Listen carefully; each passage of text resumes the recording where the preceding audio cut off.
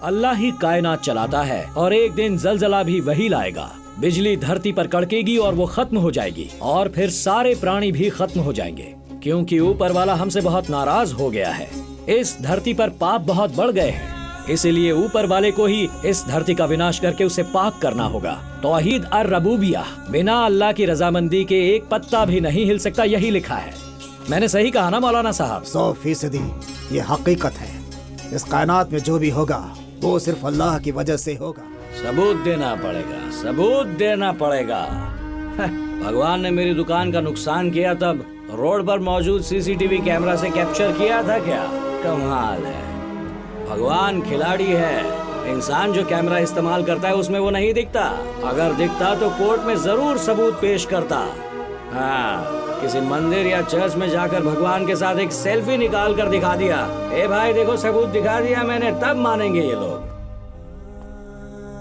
बहुत लोग खाना पीना ना मिलने की वजह से ऊपर वाले का नाम लेकर आंसू बहाते हैं, लेकिन ऊपर वाला आकर आंसू पोंछता है क्या?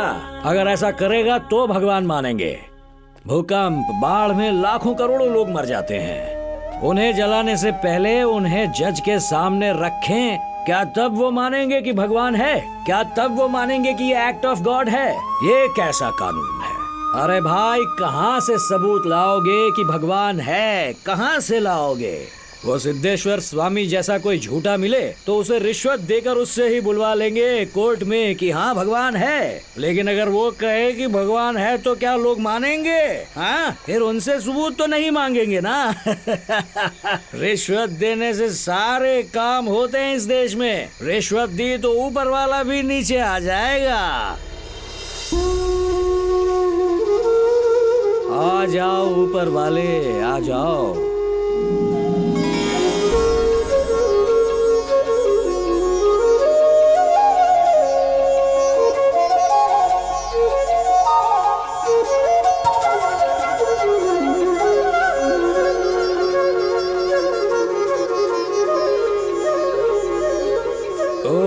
भगवान जी, क्या बात है, आप तो मंदिर से डायरेक्ट ही यहाँ पर आ गए। ओह, भगवान हो ना आप, भगवान हो। हाँ सुनो, मेरी एक प्रॉब्लम है। कोर्ट में सब कुछ लिख कर मांगते हैं ना, तो सबूत देना पड़ेगा कि भगवान है। तुम कोर्ट में चलकर बता दो ना तुम भगवान हो और तुमने मेरी दुकान तोड़ी है, शायद तुम्हारी बात मान जाएं। डायरेक्ट जाने से मान लेंगे? तुम्हारे पास भी आया था, तुमने कहा माना, तो कोर्ट कैसे मानेगी?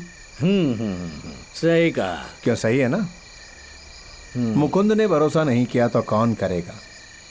भरोसा ही जीवन आधार है। भरोसा, होप। हो भरोसा, मैंने ही भरोसा नहीं किया तो वो कैसे करेंगे? सब इसी तरह चलता रहेगा। कुछ नहीं हो सकता। सही पथ पर चलोगे तो कोई समस्या नहीं आएगी। सत्य और अच्छे कर्म हर अवरोध को स्वतः ही हटा देते हैं। दरअसल लोग तुम्हें एक लीडर समझने लगे हैं मुकुंद। लीडर? एक लीडर कमजोर नहीं पड़ सकता। अंधेरे में उम्मीद की एक किरण होता है वो, समझ गए? अब उनकी एक बात मानेगा? जो मैं कहूं वो कर।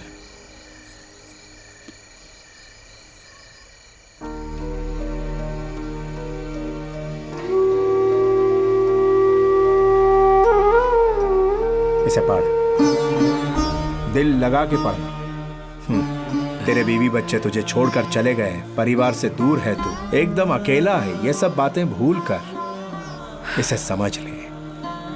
इसे एक तपस्या समझ ले। सुन, अगर पढ़ने में मन न लगे तो उपन्यास या कहानी समझ के पढ़ लेना। हम कुछ लेकर नहीं आए और हम कुछ लेकर भी नहीं जाएंगे। तेरे हर प्रश्न का उत्तर तुझे इस किताब में मिलेगा, हर संदेह का समाधान मिलेगा, इतनी गहराई तक जहां तक तू कभी नहीं गया।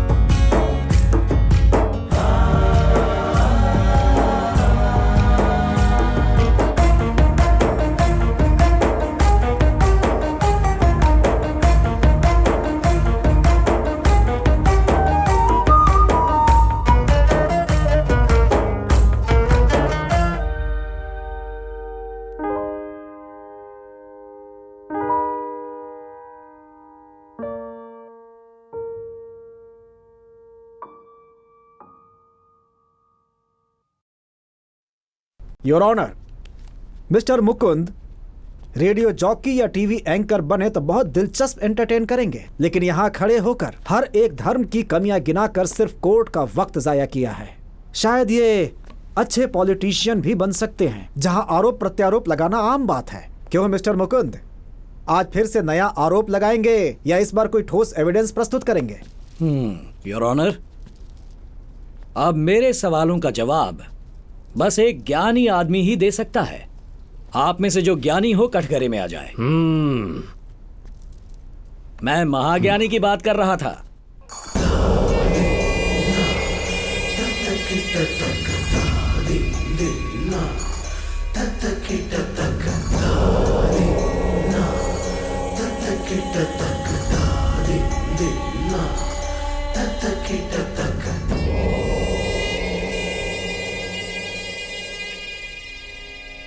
स्वामी जयशंकर जी, वेद, वाक्य, तंत्र, मंत्र, शास्त्र, पुराण, कथा, सुभाषित, मैंने सुना है आपको इन सभी बातों का पूरा ज्ञान है। जी हाँ, एकदम सत्य है। तो इसका गवाह कौन है? भगवत गीता। भगवत गीता को मानते हो ना?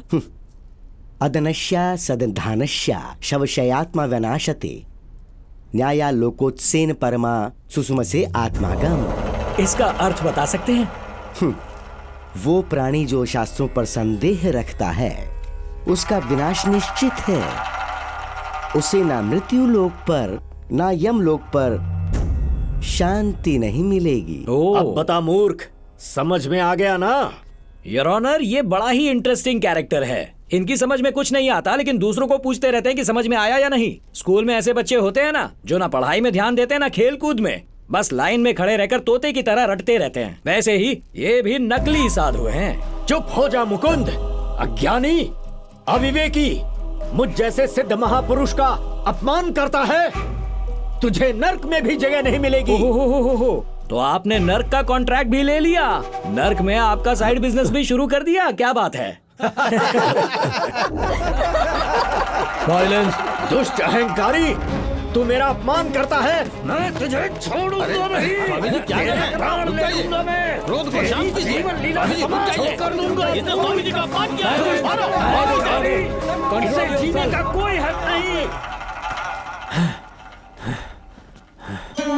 दुखेषु उद्विग्न मनः सुखेषु विगतस्पृदः भीतराग भय क्रोधः स्थिति धीर मनुष्यते। द्वितीय अध्याय श्लोक 56। अर्थात मनुष्य को सुख दुख दोनों में बराबर सोचना चाहिए। डर और क्रोध का त्याग करके वो मुक्त हो जाना चाहिए। जिसकी बुद्धि स्थिर होती है वही सिद्ध पुरुष कहलाता है। सिर्फ दो बातें सुनकर मुझ पर क्रोधित हो गए, मारने को तैयार हो गए, ये सिद्ध पुरुष हैं। ये कैसे इंद्रियों को नियंत्रित करेंगे? ये है इनकी सिद्धि। माय लॉर्ड, कुछ कहना चाहूंगा। मिस्टर मुकुंद, सिद्धेश्वर जी सिद्ध पुरुष हैं, स्वामी हैं या पाखंडी हैं, ये सिद्ध करने के लिए आप कोर्ट में नहीं आए। कोर्ट को यह सबूत चाहिए कि दुकान को नुकसान किसने पहुंचाया। मैं शुरू से यही तो कह रहा हूँ, उसी भगवान की वजह से नुकसान हुआ है। सबूत कहाँ है? शांत हो जाइए, शांत हो जाइए, वही देने तो मैं आया हूँ। हाँ, तो स्वामी जयशंकर जी, भगवत गीता भगवान ने ही लिखी है ना? यानी उसमें लिखा सब सच है? हर वाक्य, हर एक शब्द सत्य है और सिर्फ सत्य। इस बात को नोट किया जाए जज साहब।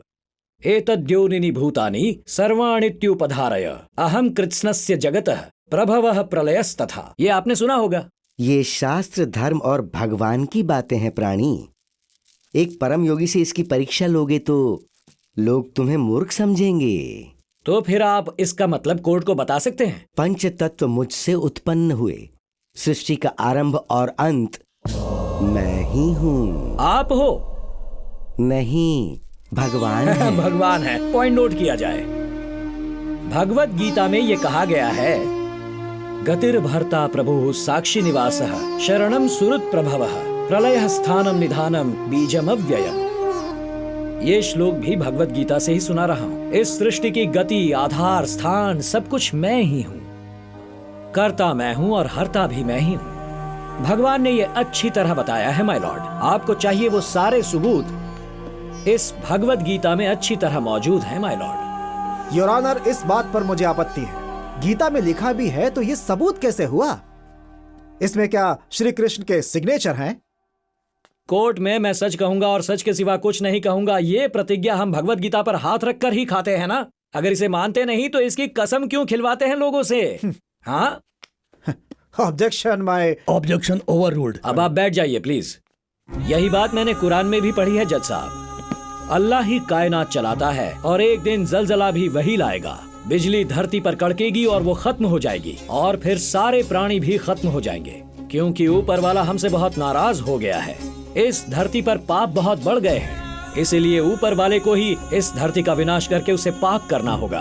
तौहीद और रबूबिया, बिना अल्लाह की रजामंदी के एक पत्ता भी नहीं हिल सकता, यही लिखा है। मैंने सही कहा ना मौलाना साहब? 100% ये हकीकत है। इस कायनात में जो भी होगा वो सिर्फ अल्लाह की वजह से होगा। हाँ माय लॉर्ड, यही बात बाइबल में भी लिखी है। Chapter 54 verse 16, I who created, I have also created the reason to destroy. इन तीनों ग्रंथों की बातों का एक ही मतलब निकलता है, वो ये कि भगवान है, उसने मेरी दुकान को बर्बाद किया है। यही है एक्ट ऑफ गॉड।